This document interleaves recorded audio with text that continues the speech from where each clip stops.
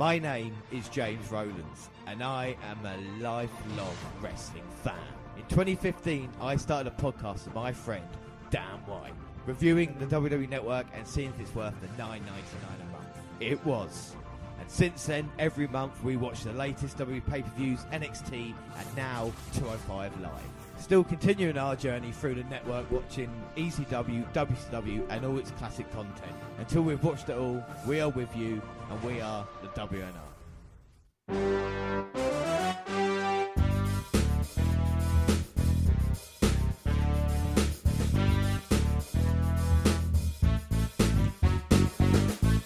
Yes, hello, I am James Rowlands, and as always I'm joined by... Damn right. And it is the WNR132 Part 1. It's our live show, and it's NXT Takeover Wargames. Now, Dan, are you excited for tonight? I am very excited, yes.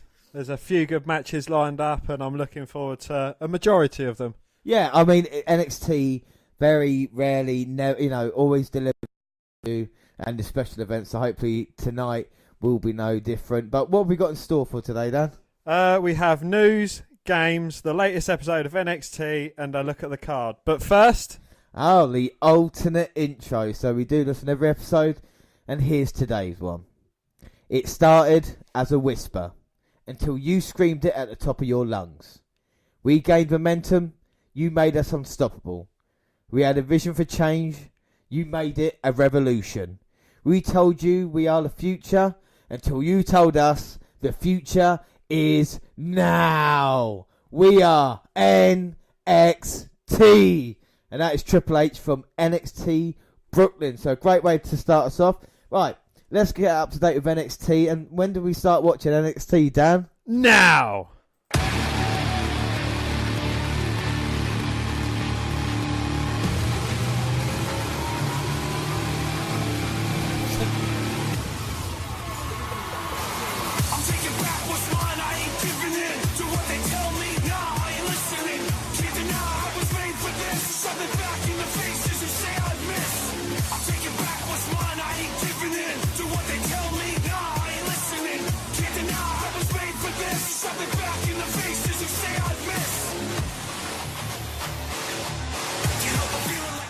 Okay, so episode 420, the 15th of November.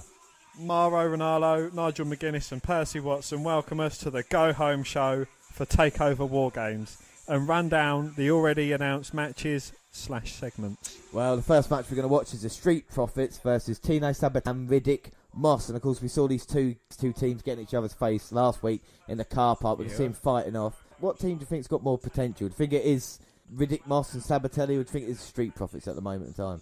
I actually quite like Moss and Sabatelli, personally. But the Street Profits, I think they're a bit too much of a... what's their names? Millions of dollars. Prime-time players? Prime-time players. Or Crime Time. Or any well, black tag team that we've actually had they have this street gimmick with. I'm not doing this on a racist No, I completely level, agree with you. But, I think they're just another one of them, really. Yeah, no, it'd be interesting to see. I mean, Angelo Dawkins has been around for ages on the NXT scene, so to see him getting a chance. Well, I don't know about the Street Profits. I mean, NXT do need new tag teams coming up, didn't they? They need new good teams. And Sabatelli and Moss, even though they are really good look, got the potential that we like in certain wrestlers. So it'd be interesting to see what they can do. Well, again, I was just going to say that the season of wrestlers going up to the big times, like, joining the Raw or SmackDown, it's coming round again soon. So, of course, we're going to see, obviously, a superstar shake-up or something of that sort, I'm expecting, after WrestleMania, probably. Yeah, exactly, yeah. Well, but then again, even with, Royal Rumble coming up, a couple of guys maybe through, but like you said, they're going to take a few people from the NXT roster, so it's vital these guys actually step up a little bit. Montel's Ford, and he played the face in peril while Tino and Riddick cut the ring in half and employed quick tags. He eventually gets away and Angelo Dawkins cleans house. Sabatelli fights back, but after he clears Ford off of the apron, he turns into a punch. That's it. There we go. Yeah, Montel holds Moss while the referee counts 3. Bit of a weird thing there. Street Profits get the victory in a very quick match. I think that did nothing for either team, really, did it? Nah. Again, I'm not quite sold on Street Profits. I don't want them to be another street team, really. But, we'll see how these two guys shape up. Instead of millions of dollars, it's stirring the pot. Well, that's the thing, innit? With the New Day as well, at least the fans seem to be happy with it at the moment. Will it be a successful gimmick? I don't know. And Riddick and Moss, after destroying, we saw Lorcan and Birch on the NXT update. It's a bit disappointing that they actually go on to lose this one now, And they kind of jobbed to them, really, exactly. I would have thought. But we move on anyway. Up next, the video package for the Velveteen Dream versus my man, Aleister Black. And it's the programme that's as good as a feud it hypes. Velveteen Dream and Aleister Black feud has been one of the kind of bright lights of NXT. Very surprising. I wasn't expecting much of it. And we're reminded of the last match booked for Saturday as we're leading for our next match. And that is Lars Sullivan versus Raul Mendoza. Well, Sullivan now, I don't think even hurt in that exchange by Mendoza, but is he going to bulldozer Mendoza now in the corner? Oh, running slam. Wipes out a much smaller competitor. Yeah, I think even the referee's bigger than Mendoza. And Sullivan again. Oh. And he's just holding Mendoza's limp body up, and I think he's going to last much longer. No, I think this is the definition of a squash match. He's got him up. Fall away slam there by Sullivan. The power. Throwing Mendoza. Now he's picking him up. Oh, my God. Just clubbing him upside the head. Upside the head. I think you could just put a foot on him and pin him now, but I think this man's out for destruction. Well, if Cassius Ohno's backstage watching, he's going to be worried about this. Freak accident there. Well, not only the man, but his move are both that as he pins Mendoza. And, my God, like I said, Ohno backstage got to be worried. I mean, what do you think of Lars Sullivan? Are you impressed? Yeah, he's certainly getting hyped up to be a monster. But, when you see monster, you look at the likes of Braun Strowman. And would he even last 5 minutes against Strowman? It's the thing, the monsters is a difficult way to tread, isn't it? Because half the monsters, 3/4 of the monsters now, over comedy characters, don't really last long. And like in NXT, we haven't really seen. I mean, you could argue Authors of Pain, maybe monsters, but they've kind of been different for everything else because they actually had great matches. Yeah. With monsters, usually it's not great. With Strowman's the exception because of how dominating he's been. But with Sullivan, I don't know. For me, I'm still undecided on him. It will be an interesting matchup, I think, against Ohno at TakeOver to see if when he does face stiffer competition, can he actually step up? But it looks like he's not finished on Mendoza at the moment. The man's pretty much lifeless. I don't think there's any more punishment he can give him. But that's not going to stop Sullivan. Out comes Cassius Ohno. Well, here comes the man he faces tonight. Cassius Ohno saying pick on someone your own size. To be fair, Cassius is the size of Lars Sullivan. I mean, he is definitely put on a couple of pounds. Maybe for this matchup, that's what bulked up a little bit to fight. He's been bulking up the past couple of years for this specific match. He knew this match was going to take place. Ohno doesn't look intimidated, but Sullivan himself... He's just laughing in his face. It doesn't look like he's intimidated at all by Cassius. Oh, Sullivan walks away, still smirking. He's not smirking. He hasn't got a fag in his mouth. He's just happy about what he'd done to Raul Mendoza and what he thinks he's going to do to Cassius Ohno at NXT TakeOver. But this is the match with the least amount of build-up to it. Does it get you excited for NXT TakeOver? It does a bit, yeah. We got a super heavyweight matchup, I suppose it could be said. There's a few interesting matches that I'm looking forward to on this card. Of course, we're going to run down the card in a little bit, but now we're backstage. We see General Manager William Regal, and he welcomes Johnny Gargano into his office. Johnny apologises for his performance of late, but Regal tells him not to worry. He has no doubts in Gargano turning it around and finding his groove as a singles competitor. Well, UK champ Pete Dunne called and issued an open challenge, and the GM thinks Johnny rests for the job. Gargano accepts, and Regal tell us Saturday's dark match will air next week. So we're getting a Johnny Gargano versus Pete Dunne match, which is going to be at TakeOver, and then we're going to have it on our NXT episode next week, which will be after our TakeOver event. I mean, it's a lot to take in, but we're going to try and get into the discussion about the UK division if we have time in a little bit. But Gargano's not even British, so why the hell is he even... But then, why is it an open challenge? Well, is that? I don't know. Well, hopefully we can find out more as we move on.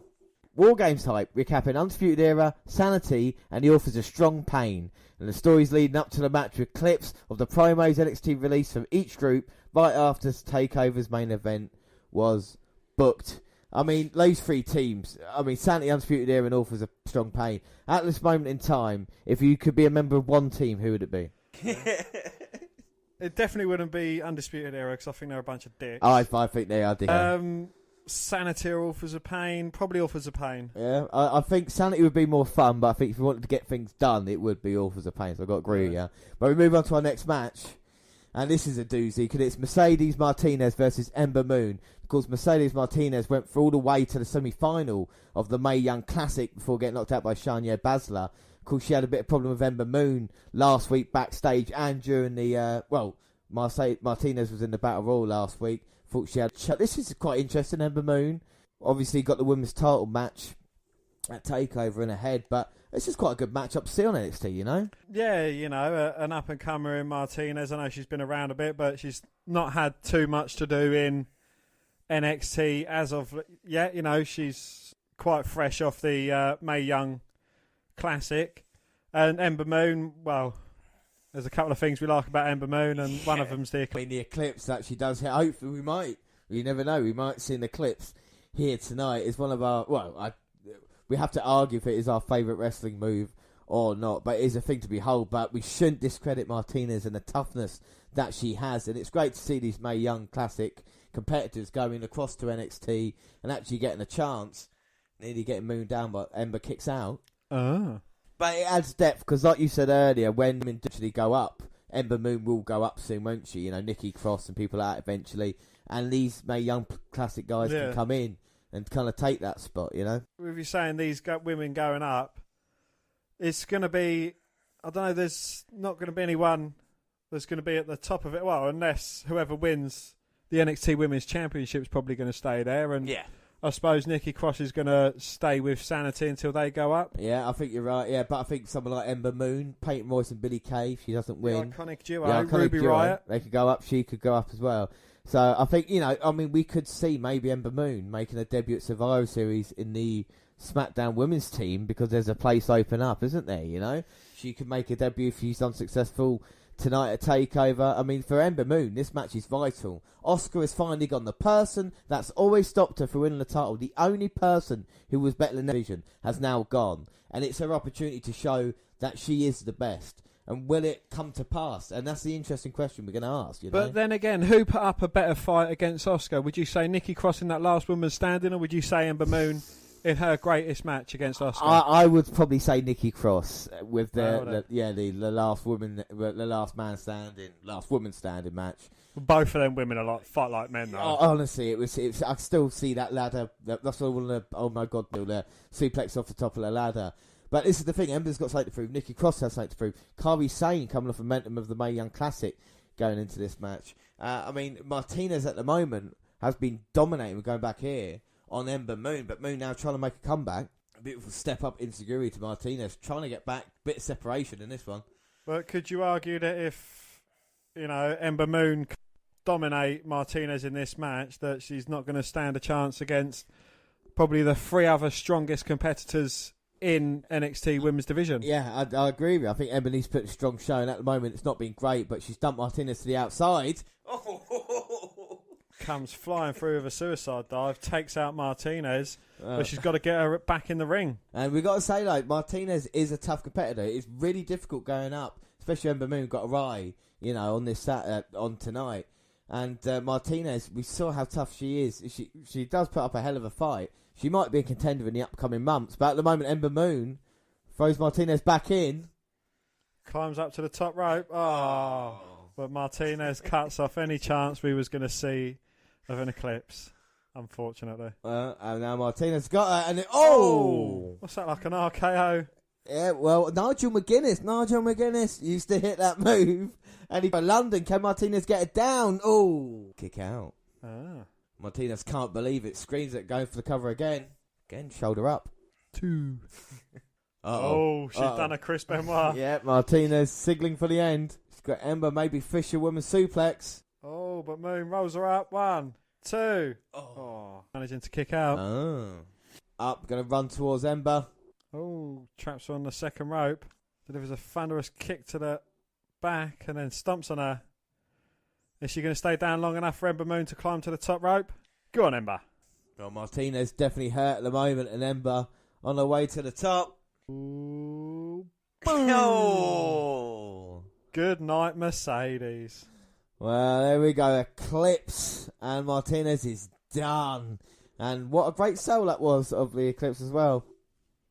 And fair play, a hard-hitting match. What do you think of it? Yeah, it was a good match. I think Ember Moon looked in a bit too much trouble as I'd like to have seen her in. But again, not every woman can be dominating in every match. And as long as they put up a good fight and pull out the W's in the end, it's all good for Ember. Yeah, I completely agree. And it'll be interesting to see if she can get finally the job done at Takeover and win the title. But Martinez, very, very impressive. But once you get hit with the Eclipse, that is it. Wait a minute. Oh. And as Sanity's music's playing. Yeah, as Ember was celebrating. And here comes Nikki Cross. And she's got a smile on her face staring at Ember Moon. Oh, but she's not the only one. Because now here comes one half of the iconic duo. It's Peyton Royce. And she's not very happy. She comes out here. It is wrong. We're only missing one of these. Oh, wait a minute.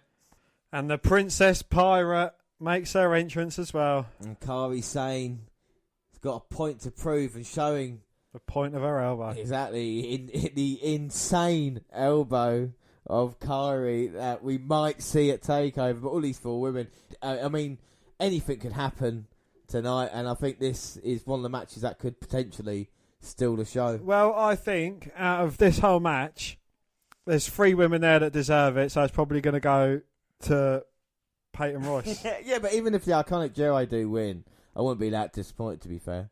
Next week, in addition to Dunn Gargano, we'll also see Ruby Riott versus Sonya Deville from the Toyota Centre. Okay, so we see NXT champion, Scotland's own Drew McIntyre. Well, Drew McIntyre's out first for our face-to-face. He congratulates CN on his plan, or should he say Zelina's plan, finally working. Now that they got what they wanted, they're in trouble. It's one thing to talk about it, it's another to get in the ring and prove what kind of man you are. Drew says it's clear what kind of man he is, holding up the title. He says Zelina's been doing a lot of talking about success and mountains, but she's about to find out he is the mountain. He taunts Almas, mocking CN for not being allowed off Vega's leash. Well, Zelina hits the stage and Drew offers a princess wave and rolls his eyes. Almas marches out next, looks at his advocate and marches towards the ring while removing his suit coat. Yeah, McIntyre's taken off his t-shirt and he's ripped. And look at these 2 men going at it. Yes, he's only ripped, but he's not Titan ripped like Randy Orton. But look at the size of this man and easily beating CN. McIntyre not even breaking a sweat. Oh! Well, Zelina jumped off the top rope trying to attack Drew. He's not going to hurt a woman. It was good enough distraction for CN to come jumping off and hitting McIntyre with a chop block and then boots him in the face. Well, Drew's a perfect gentleman. He won't lay a hand on a woman. He touched her inappropriately. No, he didn't. Now CN. Good night, McIntyre. You son of a bitch, CN.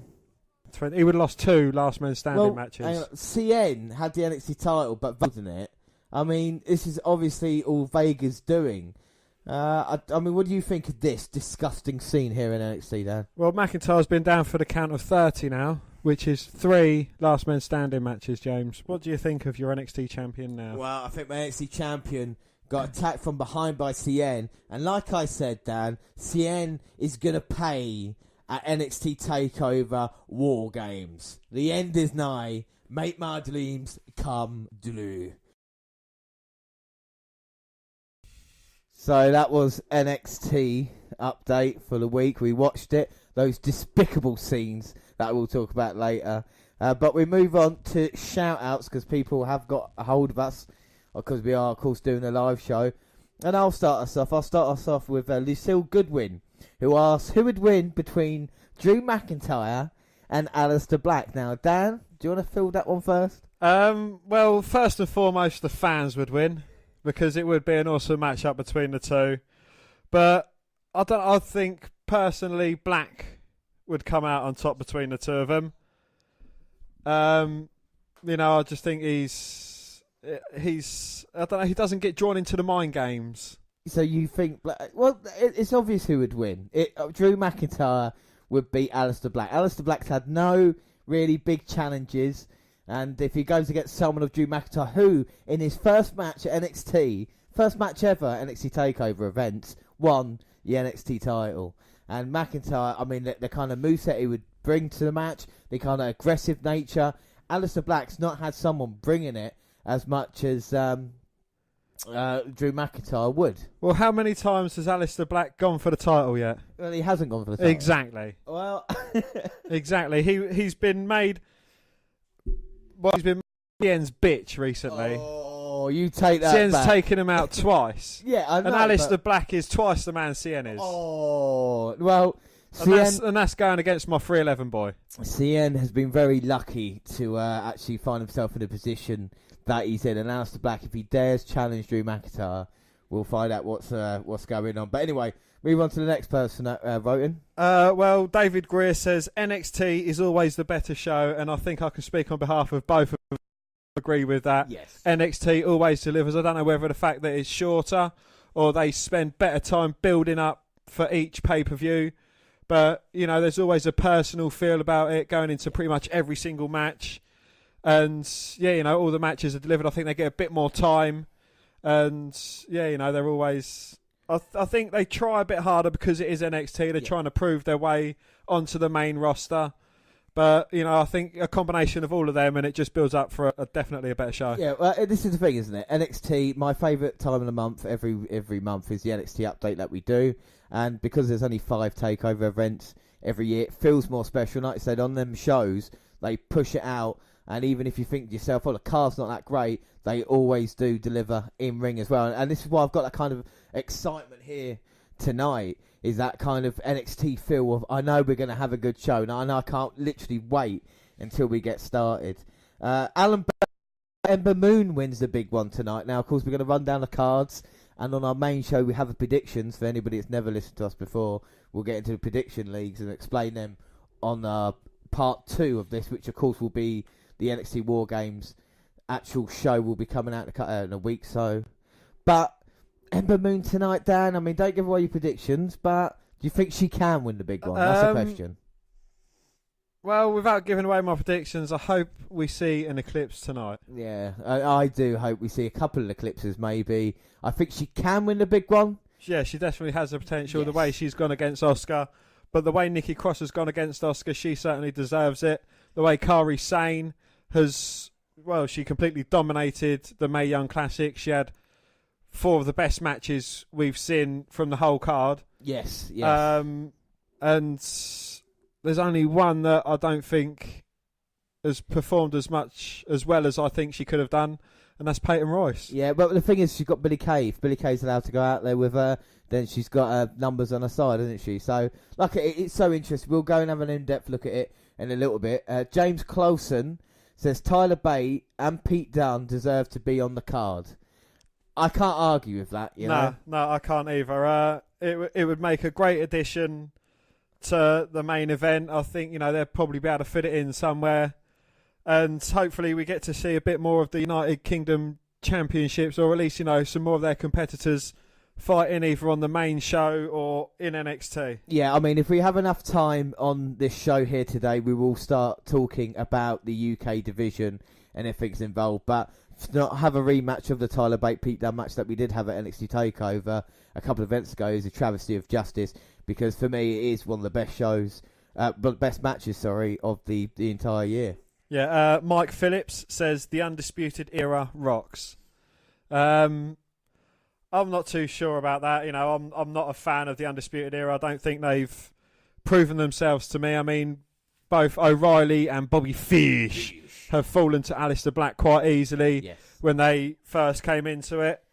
Again, have we seen too many sneaky stables that cheat their way to victory? I think we have. I think this is a problem.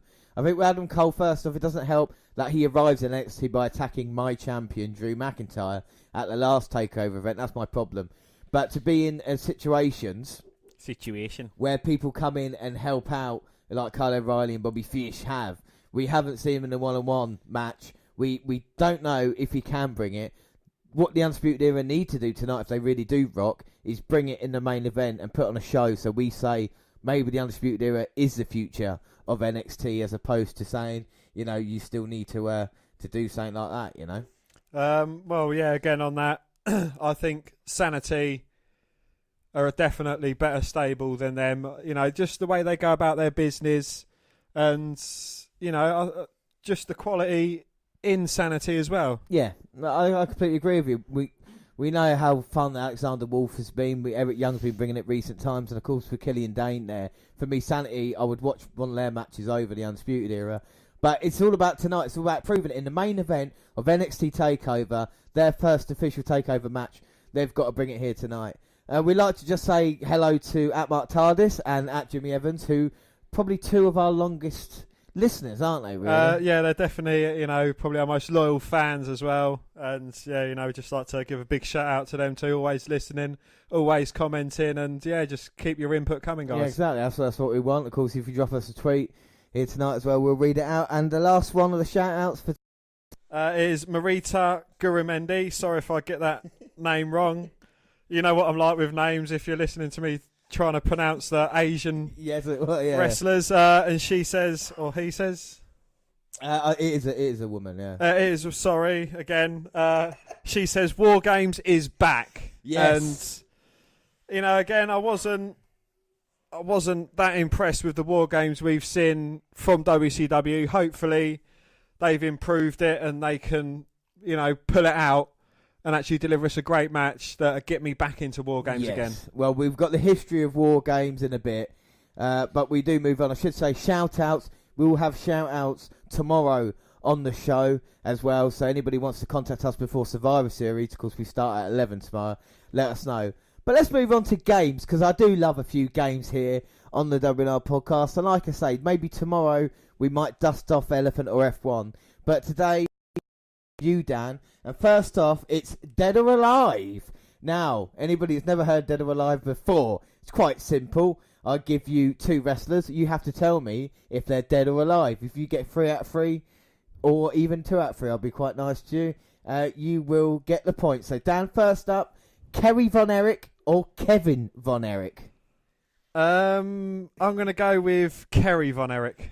You think is alive? Is dead. Unfortunately, Dan, that is wrong. Kerry Von Erich is the sole surviving Von Erich brother, so that is the first one wrong. Okay, second one. Smith Hart or Teddy Hart? I'm going to go with Smith Hart. Is dead. Yes. Oh, sorry, I'm not cheering Smith Hart's death here. I'm just saying that is correct. 1 point all. Next one, Brian Adams, Brian Clark. I'm going to go with Brian Clark is dead. Dan, I hate to do this, but that is wrong. It is Brian Adams who is dead. Brian Clark is still alive. Both former members of Chronic. That was a hint because we watched them a couple of weeks ago. We talked about Crush. But unfortunately, 2-1 then to me. You do lose, sir. Dead or alive. But let's see if you do any better, Dan, because we've got another game. We've got a new game here. And it is, let's not forget about this, it is Guess the NXT Tune. So right now, we're going to play a game, and it's called Guess the NXT Intro. So, of course, NXT, we've had some fantastic stars and some great entrance themes. I'm going to play you 5 entrance themes. You've got to tell me who, but I'm only going to give you 5 to 10 seconds on each. Are you ready, Dan? Yes. Let's go. First one.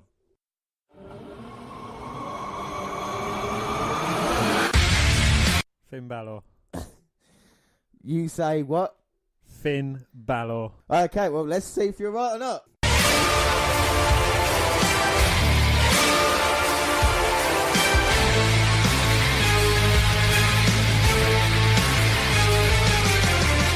Yeah, of course it was Finn Balor. You got that right. So 1 right, Dan. Here's the next one.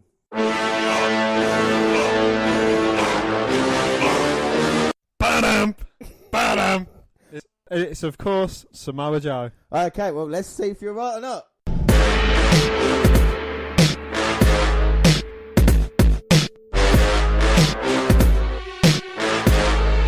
Okay, so there we go. You got Samoa Joe, but this one I think is going to be a difficult one. Dan, are you ready? I said, are you ready? Let's go.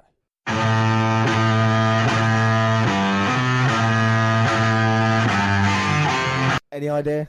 Well, it's a long shot, but seeing as though I've got it as my phone ringtone, also as my morning alarm call, I'm going to go with Shinsuke fucking Nakamura.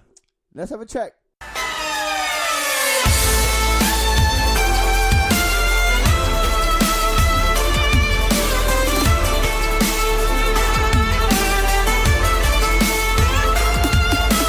Okay, Dan, so that's 3 out of 3. You're doing fantastic on this game here on the live show. Can you get the next one?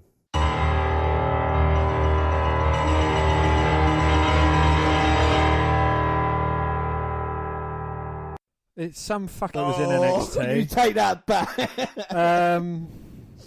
The amazing one? No. The awesome one? No. The glorious one? Bobby fucking Roode. Let's have a check. Glorious! No, I won't give in till I'm victorious. And I will defend. Right, you are 4 out of 4. Can you get the perfect score, Dan? Last one. Let's see if you can get it.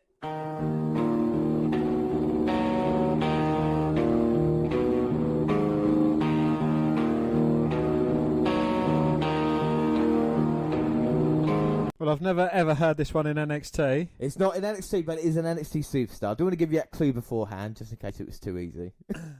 Well, I see your theme here. You're going with past NXT heavyweight champions. Yep. And, of course, it is the current, maybe not so much longer, but it is Drew McIntyre. Let's have a check. Out of time, so say goodbye. What is yours now is mine, and I dream broken dreams. I'll make them come true. Yes, it was Drew McIntyre. That's an excellent game. Should we play Guess That Tune tomorrow night on the Survivor Series live kickoff, Dan? As long as you give me a fucking challenge. Well, challenge accepted. Tomorrow we'll have a more difficult Guess That Tune. But for now, let's move on. And Dan, let's talk War Games. Well, Triple H fought for a more traditional War Games match, but Vince McMahon overruled him. So this is the news coming out this week. As Triple H noted on Wednesday's NXT Takeover War Games conference call, the War Games cage on Saturday night will not have a lid on it. He explained that they wanted to tweak the match to adjust the current wrestling style. If you are upset because WWE is not being true to the original War Games concept, then the person to blame here is not Triple H. It was Vince McMahon's call to remove the roof off the double cage.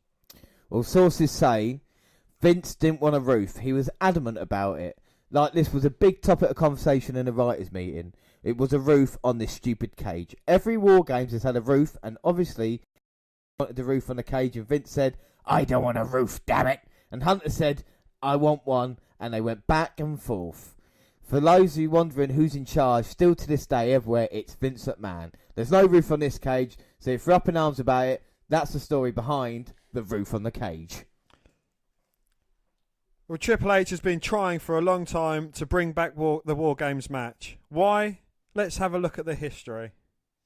Well, War Games was created when Dusty Rhodes was inspired by a viewing of Mad Max Beyond Thunderdome.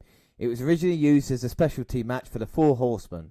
The first War Games match took place at the Omni in Atlanta during the NWA's Great American Bash 87 tour, where it was known as War Games, the Match Beyond. It would be held at 3 house shows later that year. Once at the Miami Orange Bowl, once in Chicago, and once at the UIC Pavilion. And the other, NWA's debut at the Nassau Coliseum on Long Island. The next year, it would be held during the Great American Bash Tour in 1988 at 11 house shows. One was released on the WWE Horseman DVD. Well, the final War Games matches under the NWA banner were at the Great American Bash in 1989 and a house show rematch at the Omni in Atlanta. WWE used it originally in 1991 at Wrestle War and at 5 house shows during the 1991 Great American Bash Tour and at 1992 at Wrestle War before it became a traditional full brawl event from 1993 to 1998. The last War Games was on WCW Monday Nitro, September the 4th, 2000.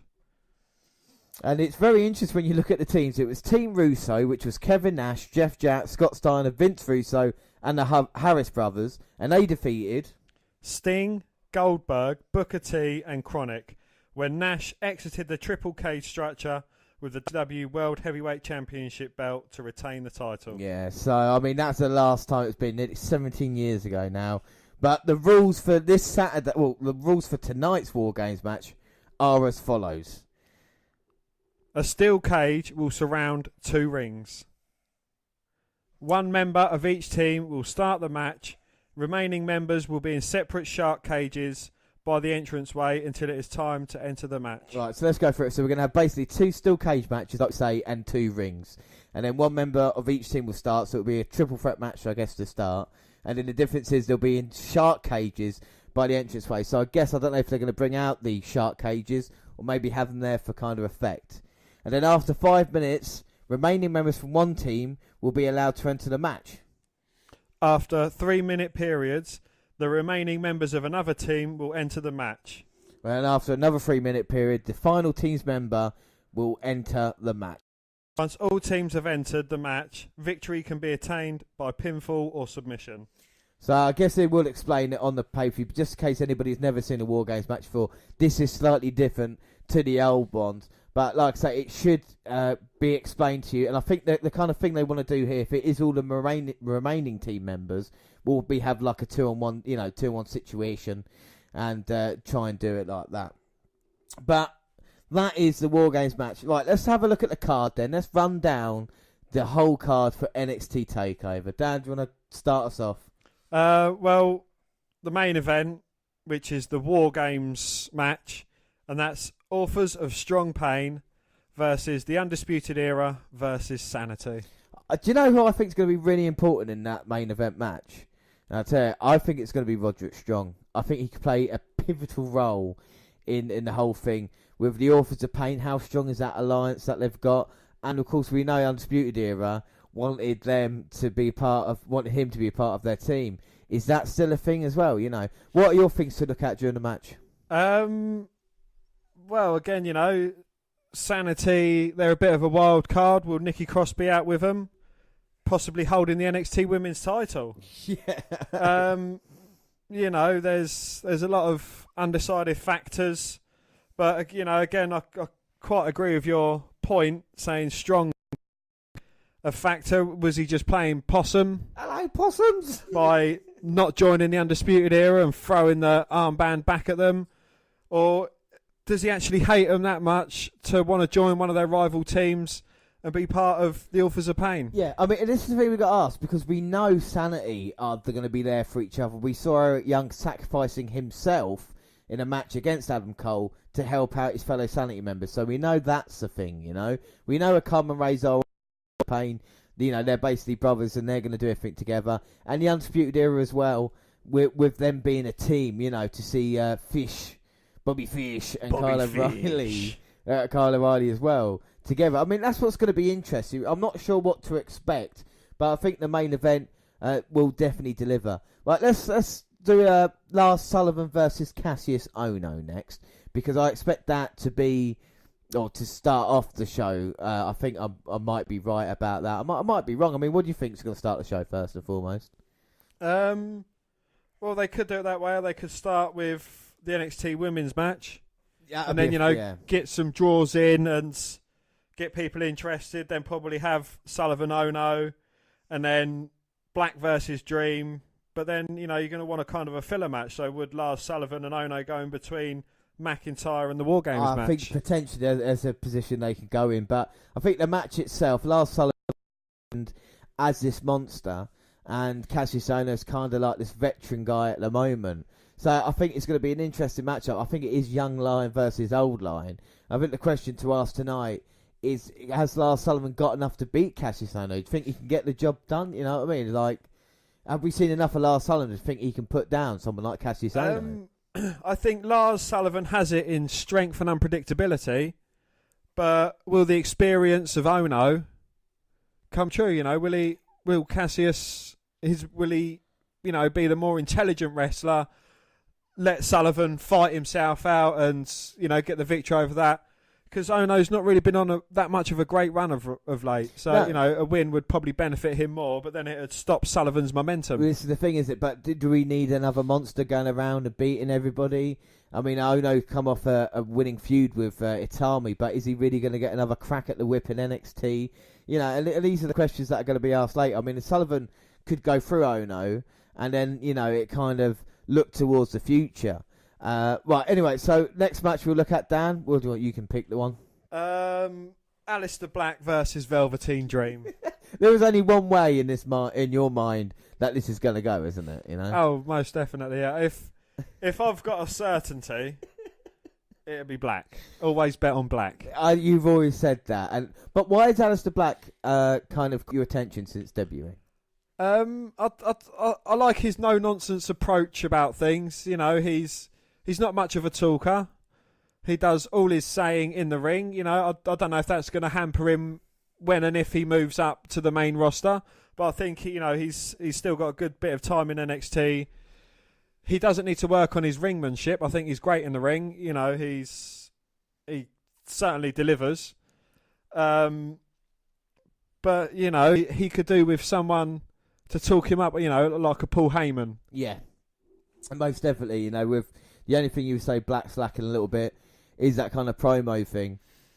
But the kind of character work is being brought out of him in Velveteen Dream. As we've seen, this feud has kind of exceeded expectations, where we know where Black is. He's a guy who comes down to the ring, wants to get on with it himself, doesn't want any distractions, and this is the complete opposite of Velveteen Dream, who wants, kind of weirdly, Aleister Black's acceptance to get the job done. I think Velveteen Dream would be happy for me, he would be happy and I would be happy to put in a hell of a performance, take Black to the limit, still lose, you know, and still show as the kind of, you know, he knows who I am now. Aleister Black recognises Velveteen Dream, Black can move on, but the Dream kind of gets that respect, and then the next feud that Velveteen Dream moves on to, maybe a little bit more serious, you know. So would you say that the winner of this match could potentially be the number one contender?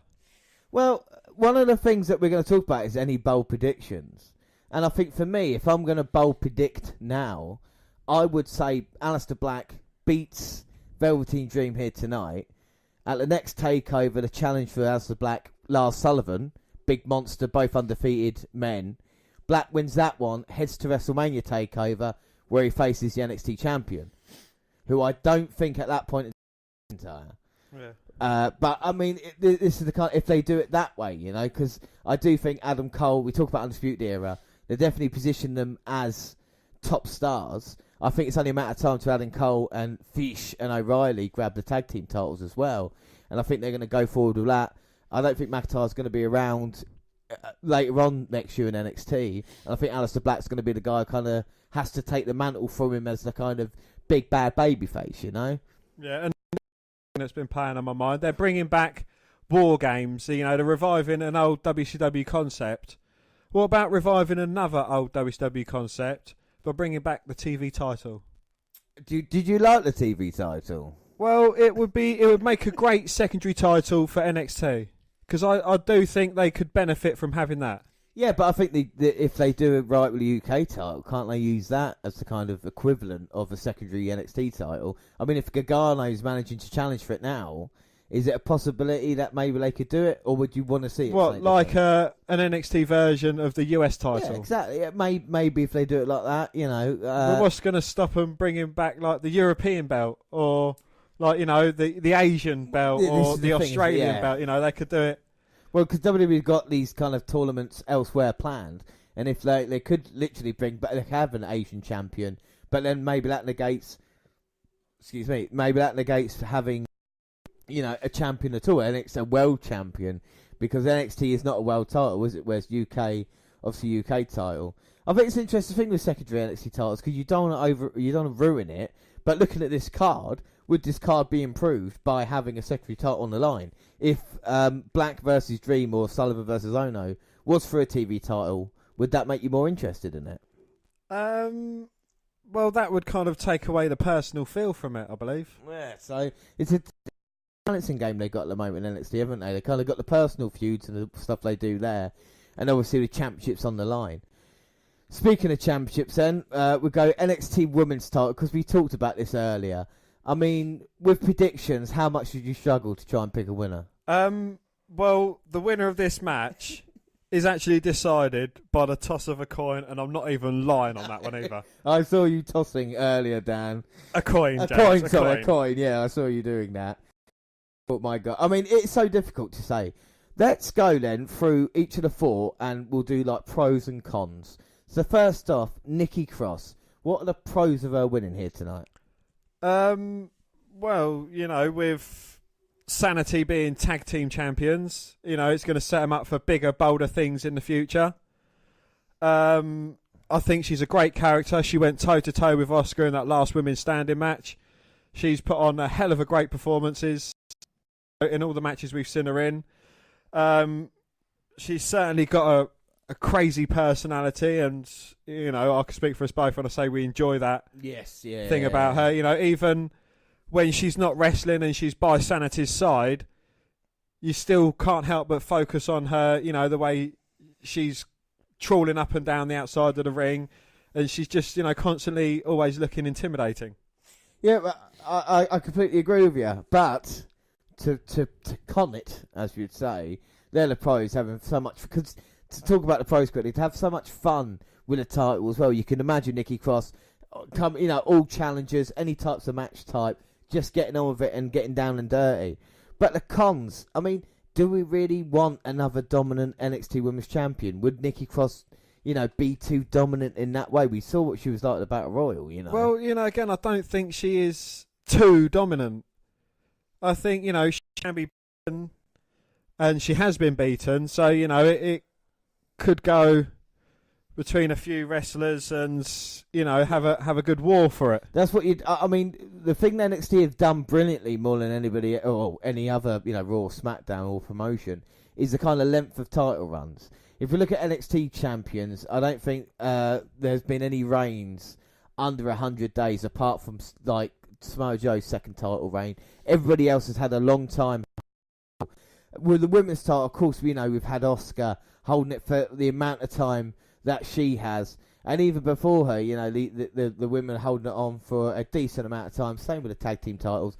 I wouldn't mind. I'm saying I want it to change every week, but a little bit different. Do you know what I mean? Like the women's title, like you say, let these women have an opportunity to hold a championship. Let Ember Moon have a chance. Let Nikki Cross have a chance.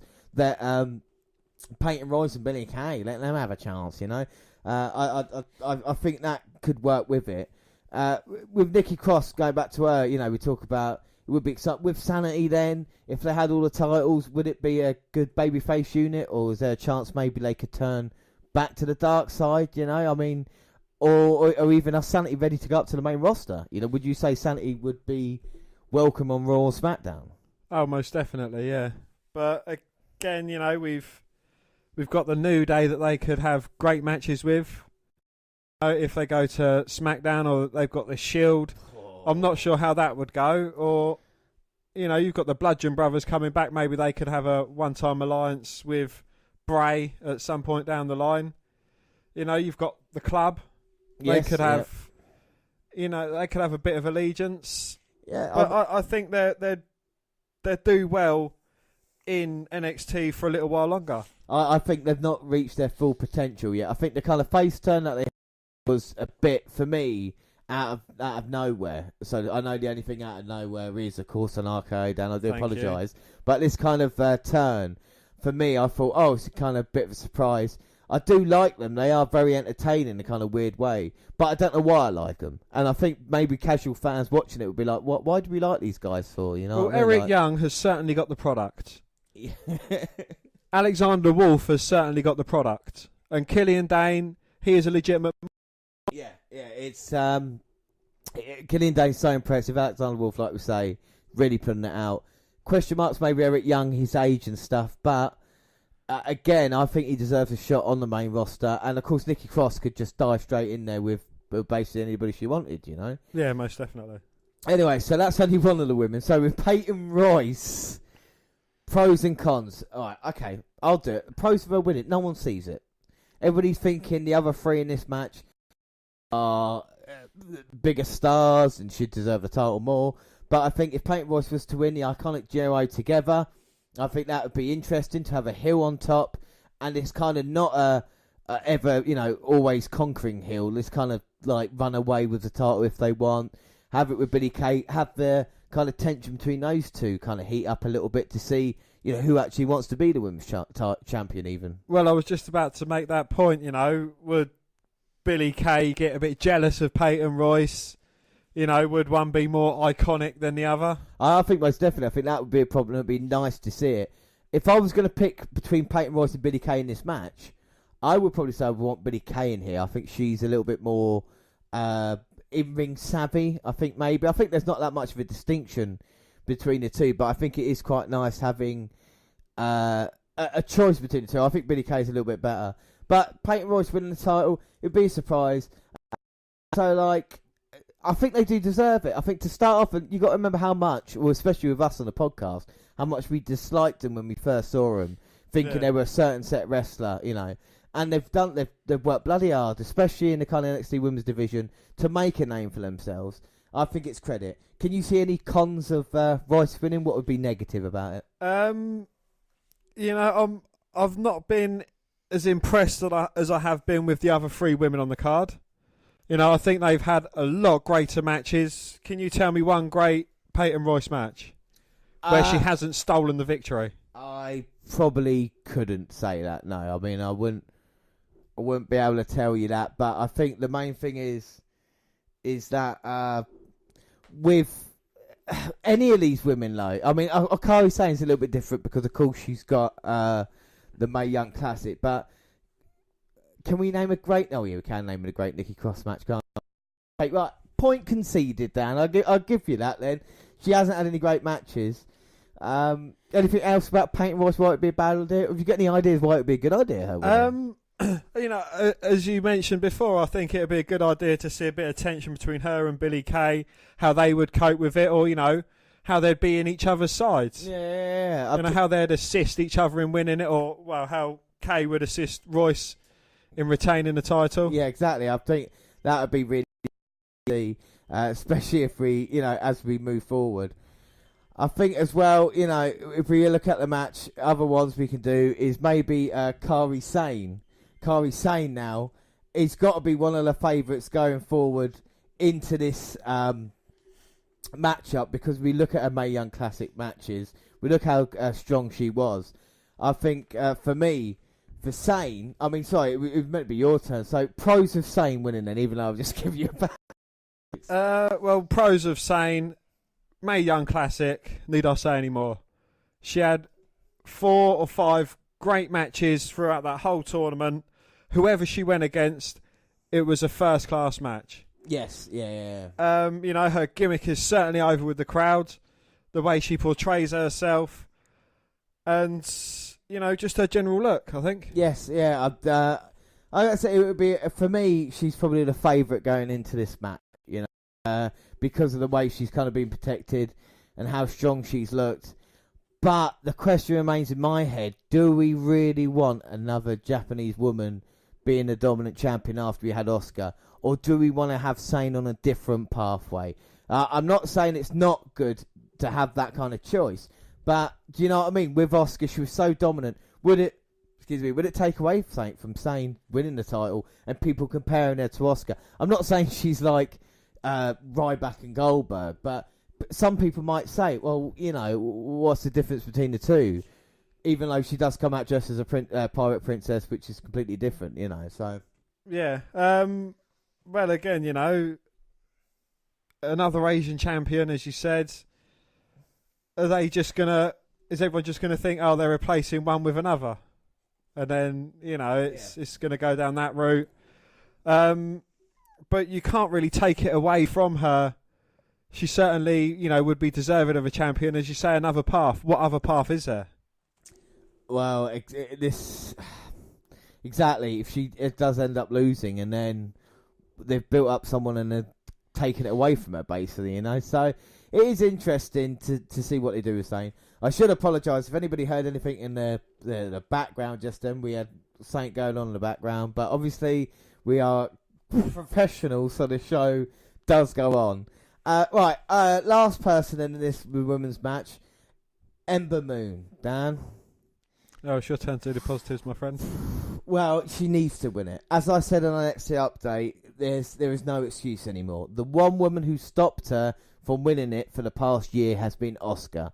Asuka is not in NXT. There is no more excuses. If Ember Moon can't get the job done here tonight, it makes her look terrible, and I don't think NXT will do that to her.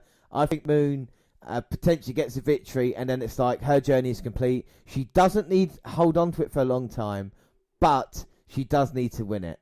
I think that would be definitely a pro for her character. And I like Ember Moon, and someone to hit a stunner off the top rope deserves to have an opportunity, you know. Well, that would have been my pro, the Eclipse. Yeah. Need I say any more? No, exactly. Any cons? Why would it be a bad thing for her to win?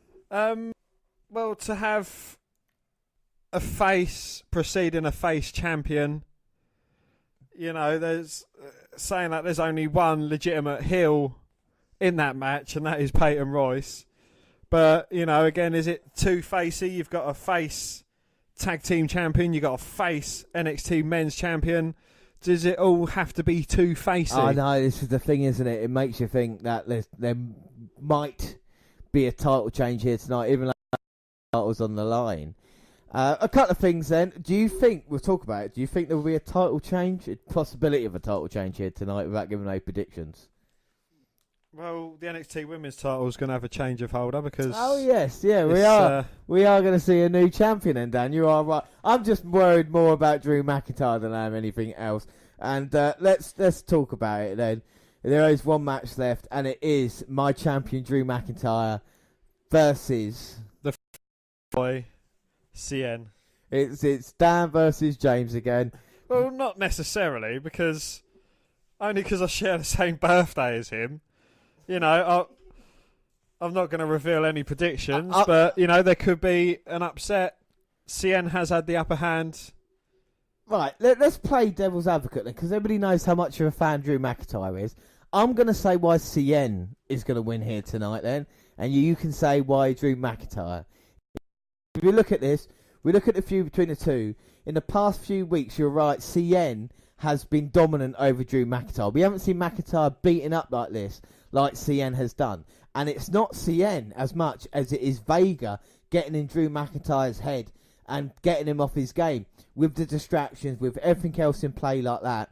CN has been, recently with Vega, one of the most vicious superstars. His moveset in the ring is one of the most enjoyable things to see. The kind of chops, the kicks he brings. CN is fantastic, and if anybody can stop Drew McIntyre's momentum, it's definitely CN at this moment in time. He's been there, seen it in NXT, he's been there a while, he knows what to do, and that's why I think CN here has got to be the favourite going in. Well, McIntyre, you know, as you say, he's been on the receiving end of a lot of punishment, majority of it from behind. Yes, yeah. So, you know, he said, be a man, come face to face with me. He didn't really as such. You know, he did start going face to face. He started getting beaten down. And then Vega came in, helped him out, and, you know, kind of done a distraction. And then CM was able to beat him down, kept him down for well over a 30 count, as he, he could have easily walked off with his title. So, you know, on that note, I think McIntyre needs to get some retribution. And, you know, he needs to show his dominance against CN and potentially move on to either Sullivan or Black. But then, say McIntyre does go through CN, who's next for McIntyre? Because, you know, Sullivan and Black will probably go at the Royal Rumble takeover. I think it will be Adam Cole. I think McIntyre's got... for McIntyre, the only thing that annoys me about this whole CM match is it would have been fine if it before the Adam Cole attack.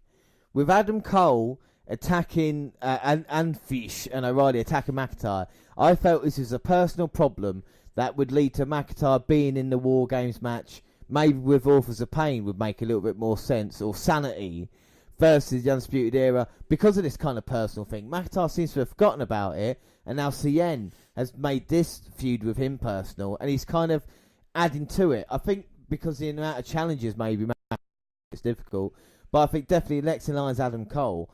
I think if CN was to pull off a shock and win tonight, I think then it would be obviously a rematch between the two. Would McIntyre be successful? That is a question we got asked, you know. I mean, we look at the card. What match are you most looking forward to? I'd have to say the NXT Women's Championship match. Yeah. With, you know, the quality of matches I've seen from Moon, Sane and Cross. And, you know, the element of surprise that Peyton Royce brings to the match as well. You know, all 4 women, I think it could go really well. Yeah, I think it could be crazy and chaotic even, if I can speak English for a second. In this match, you know, Cross is going to probably grab hold of Peyton Royce if they do go away. But it'd be great to see one-on-one Sane and Moon, or, you know, and that happening in the ring. You expect loads of stuff to happen. I'm really looking forward to that, but I think the War Games match, I think we're going to see something really special here tonight. I might be wrong, but NXT usually delivers.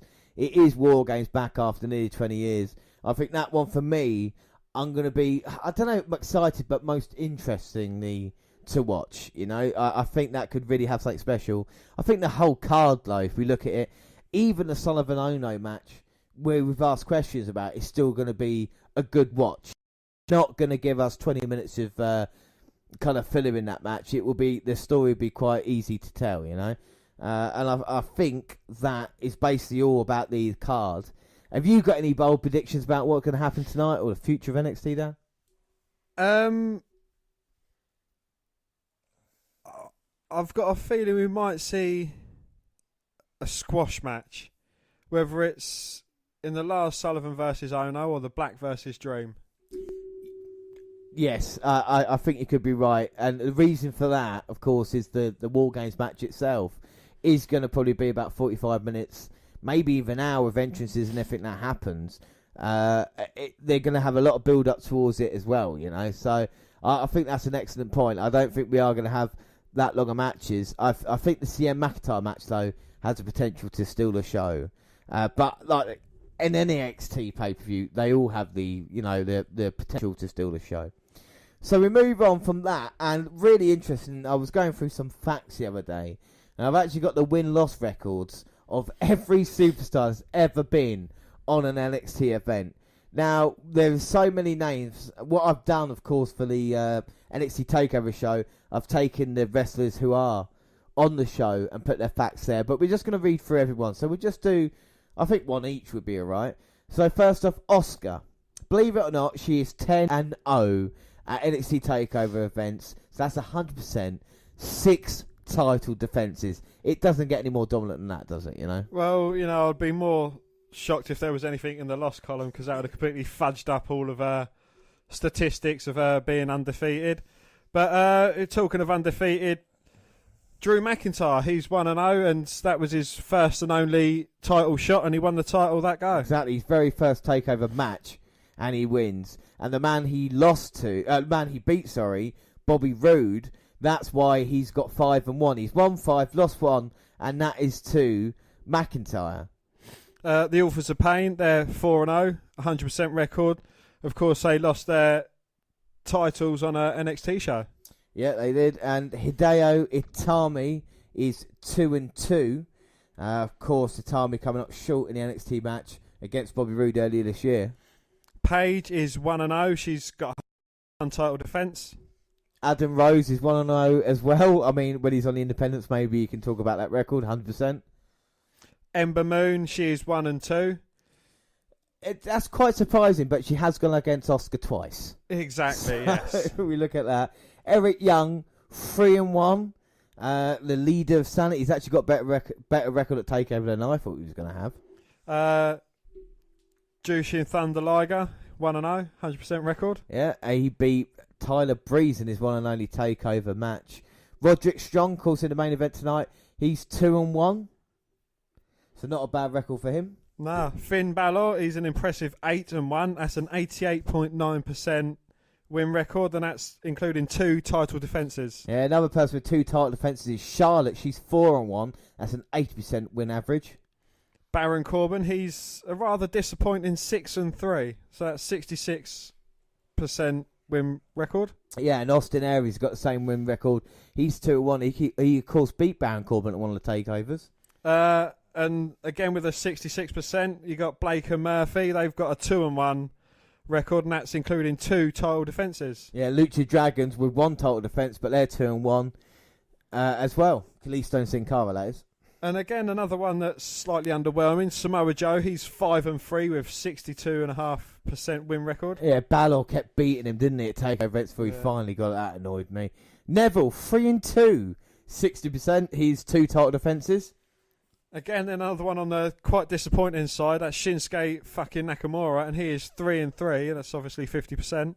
And the Revival, 4-3, 2 title defences, just under 60% win average. But again, losing 3, winning 4. I mean, the Revival, people are asking, who are the Revival? You'll find out in December, don't worry about that. Yes, Bailey is 4-4 with 50, including 2 title defences. Yeah, and then 50% again, we've got, of course, Kevin Owens. He's 1-1 and 1. So 1 win, 1 loss, 1 no contest. James's favourite wrestler, Mojo Rawley, is 1-1 with a 50% record. We've got, I can't believe you said, American Alpha, they're 1-1 with a 50% record as well. Apollo Crews is 1-1, also with a 50% record. We've got Bull Dempsey, I don't know if you remember him from NXT, that's 1-1, 50% record. Quite underwhelming. Sasha Banks is 2-3 with 40%. And CN, challenging for the NXT title tonight, he is 2-3 as well. DIY, Gargano and Ciampa is 1-4. That is very terrible. Yeah, Gargano's a single competitor. Well, Gargano with the DIY record, 1-5. I mean, that is shocking. What about the Man Beast? The Man Beast Rhino, he is with a 33% win record. Yeah, the Vaudevillains on the same record of 1-2. Sami Zayn, a very disappointing 1-4-1. Oh, yeah. And that is 16%. It's shocking, the same as Tyler Breeze, who's on that 1-4-1. Now we get onto the 0% club. We've got Xavier Woods is 0-0-1. We've got Bo Dallas, who's 0-1. Camacho, who is 0-1. Cesaro, 0-1. Mickey, 0-1. Natalia, 0-1. Nikki Cross is 1-2. Yeah, let's hope she can improve that maybe tonight or maybe not. No Way Jose, 0-1. Peyton Royce is 0-1. Yeah, TM61, 0-1. Too Cool. Yes, you did hear me right. Too Cool are 0-1. We've got Becky Lynch. The last kicker is 0-2 at takeovers. Billie Kay is even worse than her iconic duo partner, and she is at 0-2. Dana Brooke shares that distinct record, 0-2 as well. Enzo and Big Cass, 0-2. Yeah, your 2 favourites. Nia Jax, 0-2. Tyson Kidd, 0-2. CJ Parker, or as he knows in the Independents. Juice Robinson, he's 0-3. Emma is 0-3. Ty Dillinger, 0-6. Yes, that's right. 6 matches, 6 losses. He has never won at a takeover event. That is a perfect 10. Alistair Black, he's 2-0 with a 100% record. Cassius Ono is 0-1 at takeover. See if we can improve that here tonight. Ruby Riott, quite an underwhelming 0-2.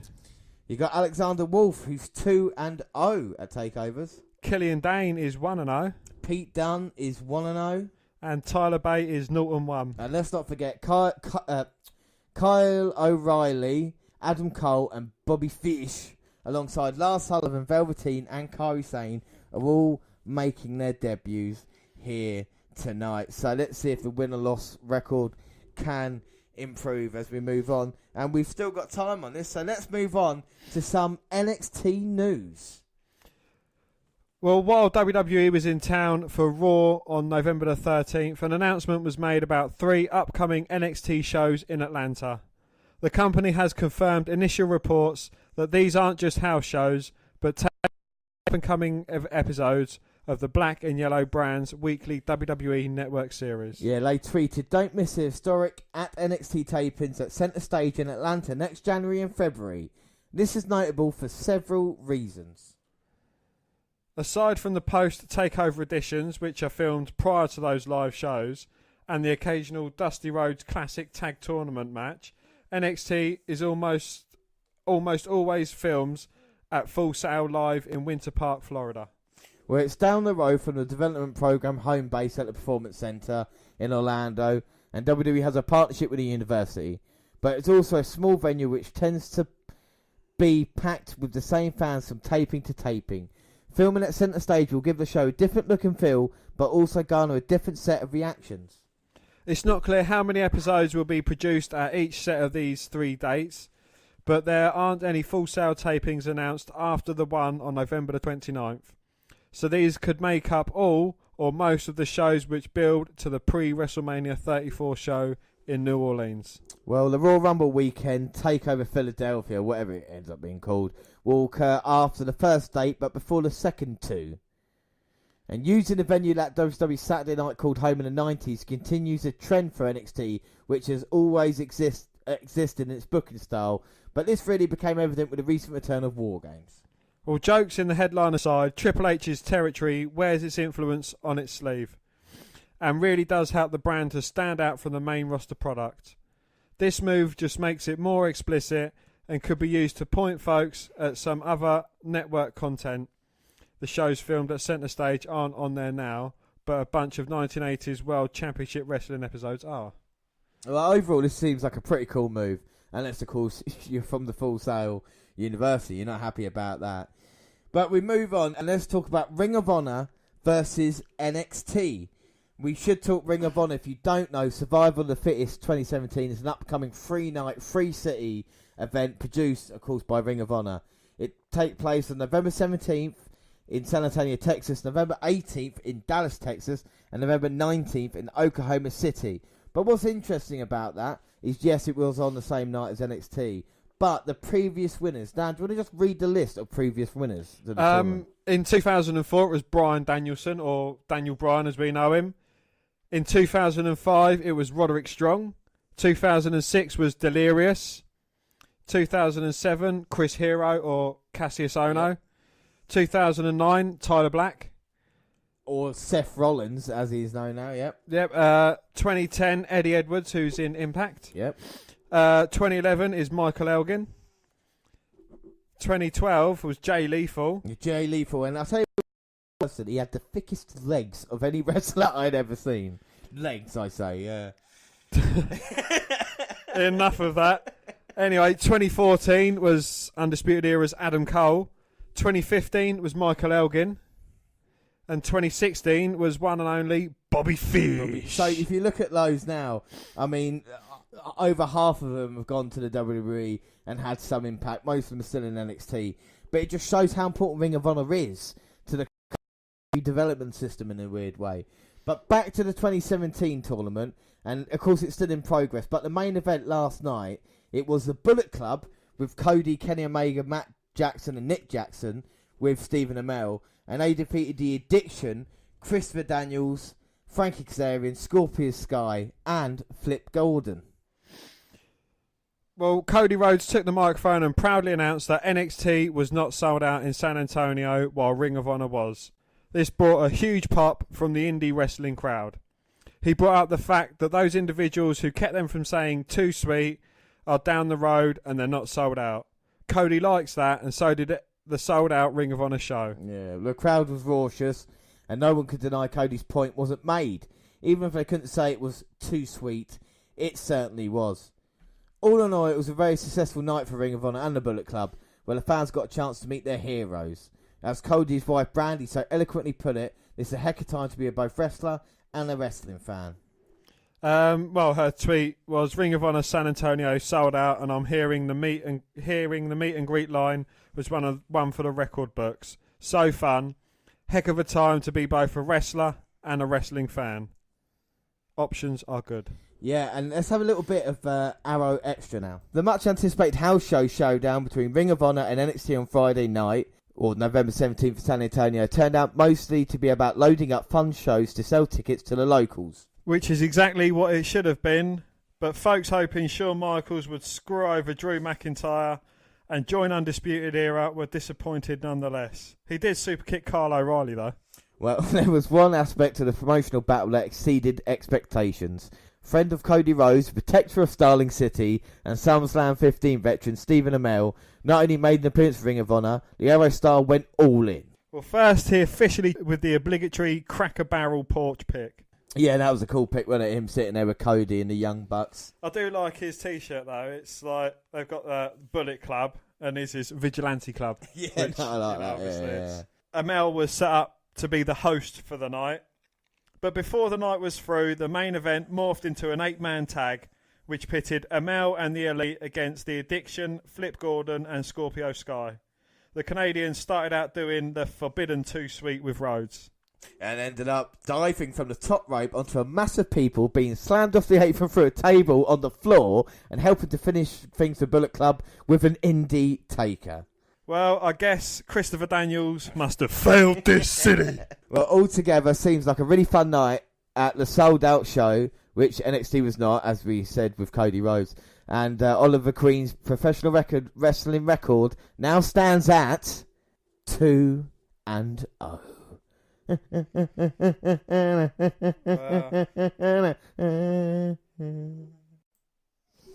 Yes, so that was Ring of Honor. And like Cody said, NXT were also in San Antonio. So what are the results for the past couple of days, Dan? Mark Andrews and Wolfgang defeated Tino Sabatelli and Riddick Moss. Kairi Sane defeated Billy Kay. Cassius Ohno defeated Lars Sullivan by DQ.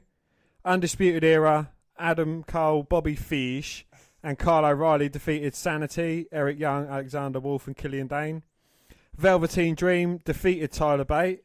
Sonya Deville defeated Ruby Riott.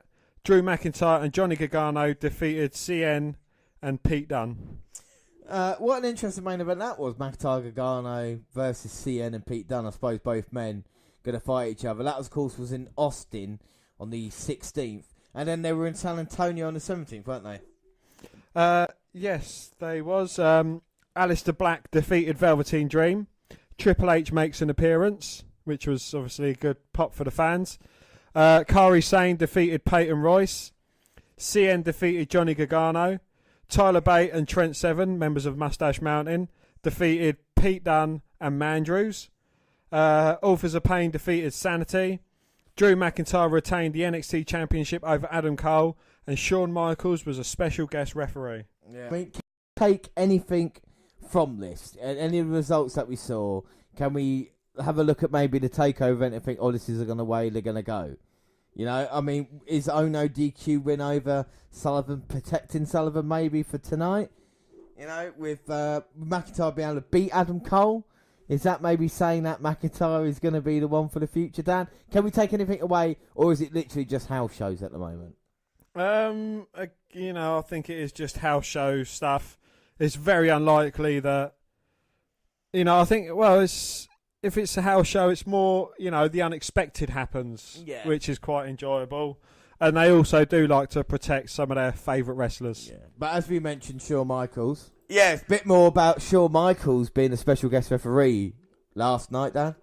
Well, it wasn't quite as novel as what happened across town with CW Star and Ring of Honor on Friday, November the 17th. But NXT San Antonio show and its big guest star did provide crowd-pleasing moments too.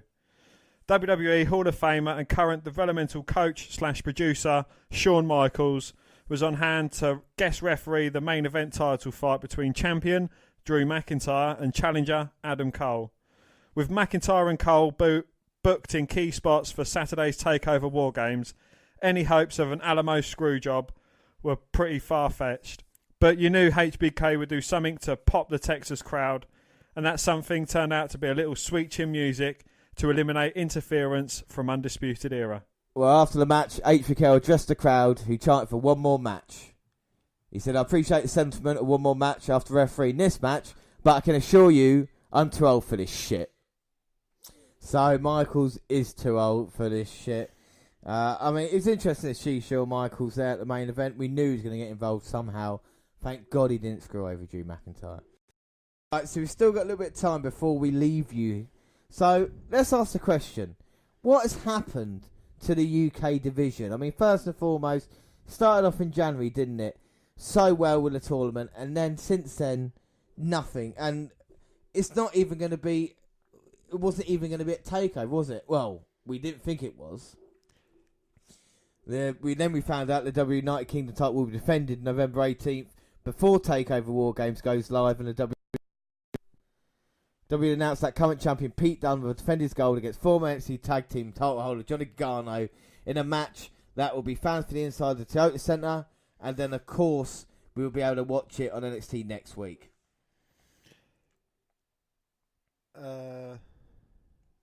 Dunne won the UK title at NXT Takeover Chicago in May and made his Raw debut this week in Manchester, England, defeating Cruiserweight champion Enzo Amore in a non-title match.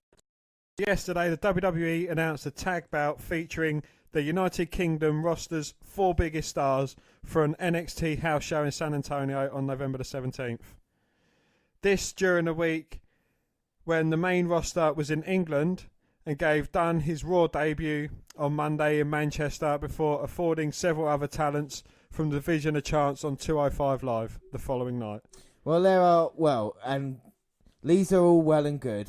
Well, Tyler Bate losing clean to Enzo Amore wasn't exactly good, but he was positioned to get a big pop during his interaction with the Cruiserweight champ, which set up a match. So... Well, anyway, the point is, we're coming up on a year since the UK Championship was launched with a tournament on the WWE Network.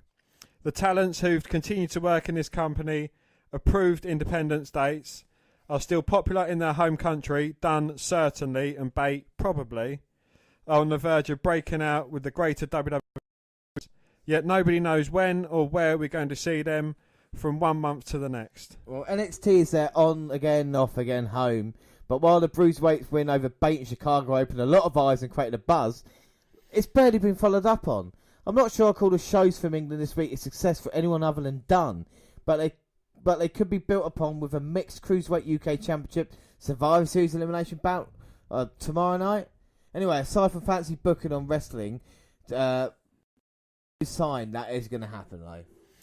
Well, hopefully the rumoured King of the Ring show becomes a reality. We've only heard one report of it being in pre-pitch stage, however, so that seems like a later rather than sooner proposition. Well, in the meantime, we'll keep waiting for their bi-monthly NXT appearances and tours of Europe. I guess it will have to do, but it seems like a far cry from all involved who thought that this was starting in January in Blackpool. Scotland's Drew McIntyre, NXT champion, and defends his crown at the Toyota Centre against Mexico's roguish Andrade Almas. And his compatriot Nikki Cross is also in a big match action, as she's one of 4 of the women bound to become the new NXT Women's Champion.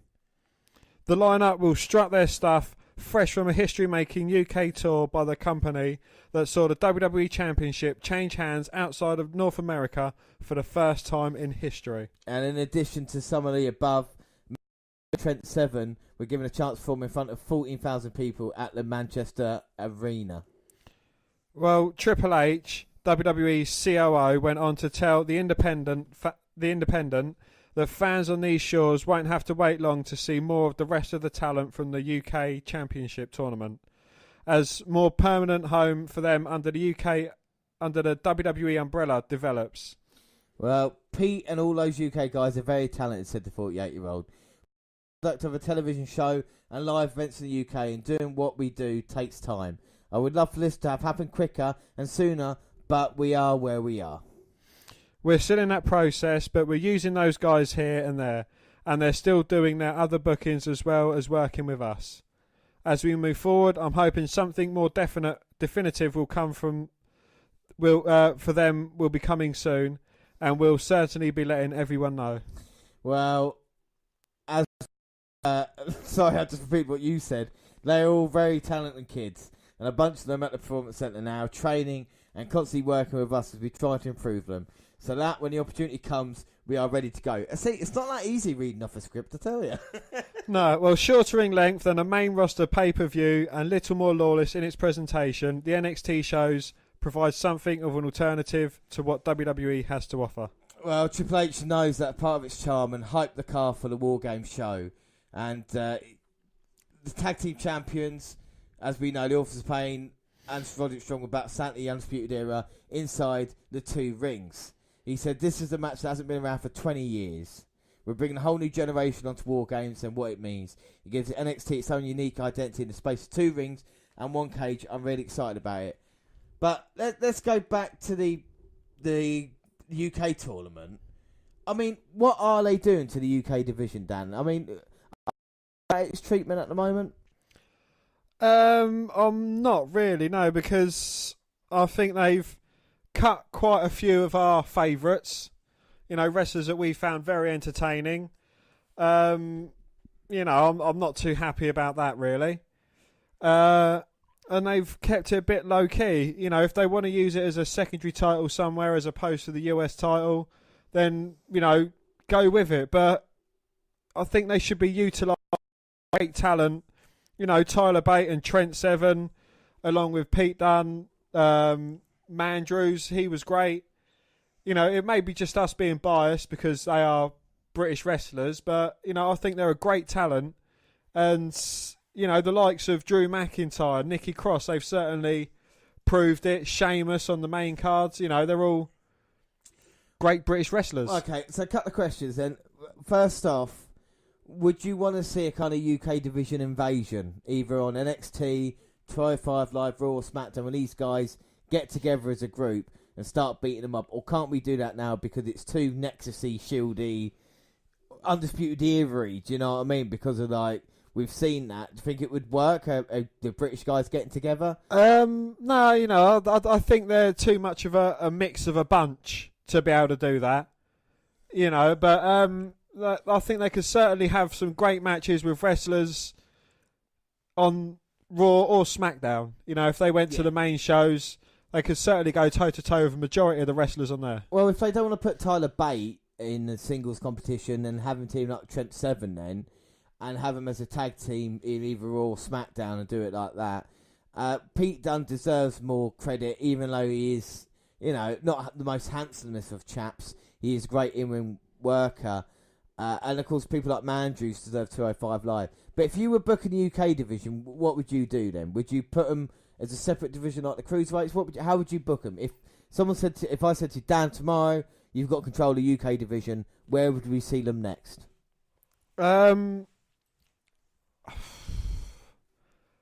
I think they'd do well on NXT as their own kind of division inside NXT, or, maybe even as a secondary title, with Johnny Gargano going for it. I think it's a place for them. So you would you want them on NXT, but featured in a prominent position, basically. Yeah, because they've certainly got enough time to tell their stories throughout the couple of 3 months it is between the NXT pay-per-views. And, they could certainly fit them in their shows there.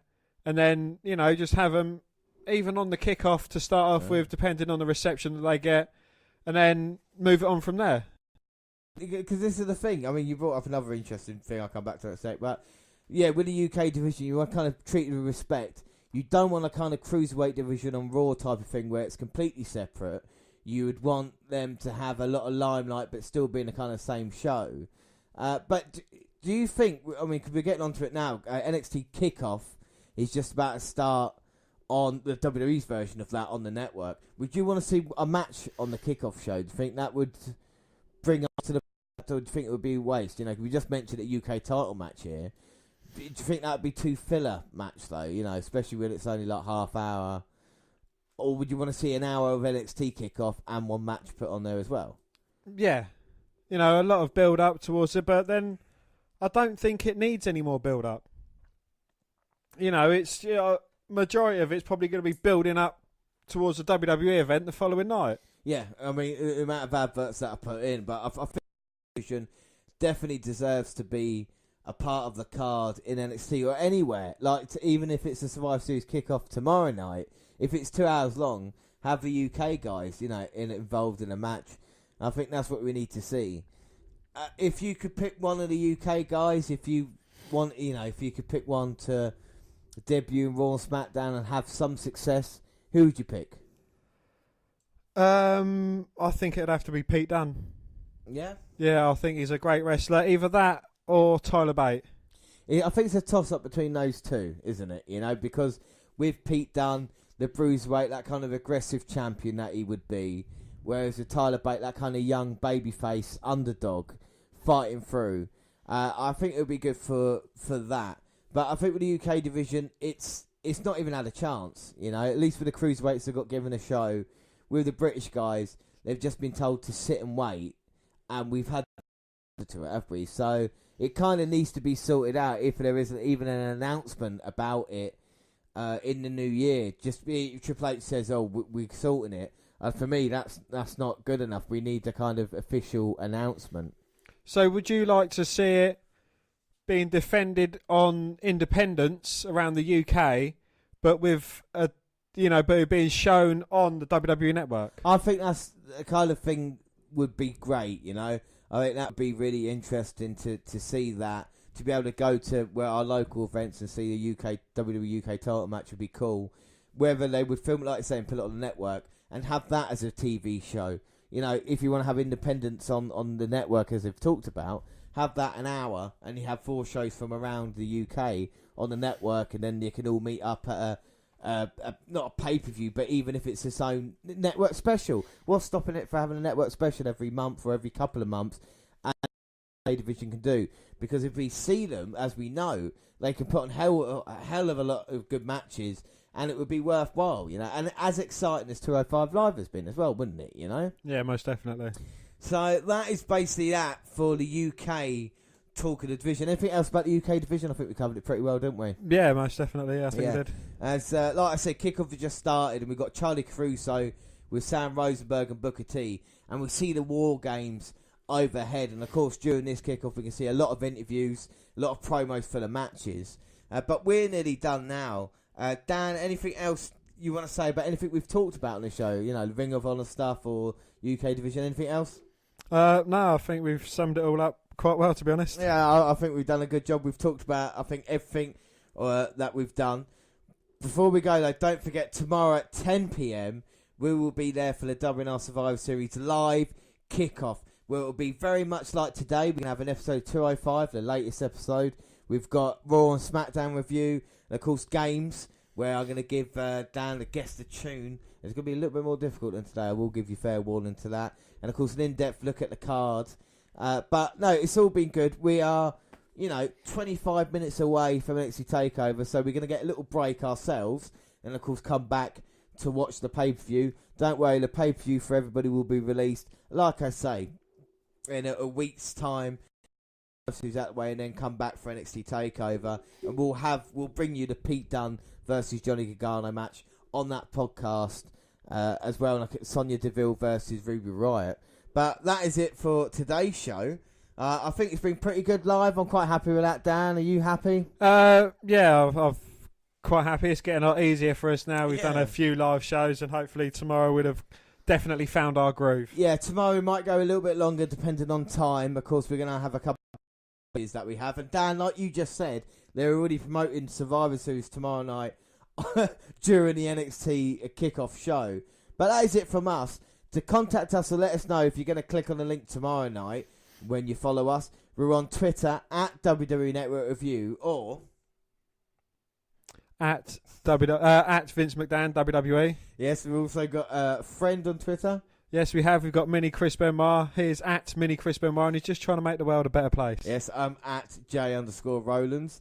Of course, across all the Google platforms. The Google platforms, as I say, as my dad would say, Google platforms.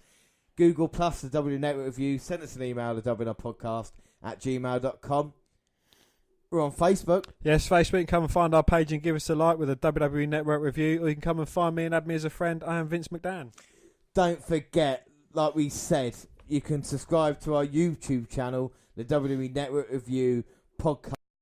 And they've got all the latest clips and the podcast got other places they do, like SoundCloud. On your phone. Also on Spreaker Radio, where you listen to us live. As Drew McIntyre and CN are being shown arriving at the arena, don't forget you can listen to all this goodness on SoundCloud, on Spreaker Radio. We've got live shows, and they're called Stitcher Radio, iTunes, where you can download, subscribe, rate, and review there. But that is it. Thank you for joining us. Anybody listening live, anybody listening late, don't forget, like I say, tomorrow, 10 p.m, WNR presents the Survivor Series Kickoff. I have been James Rowlands, and as always, I was joined by Dan White. Thanks for listening, everybody, and bye.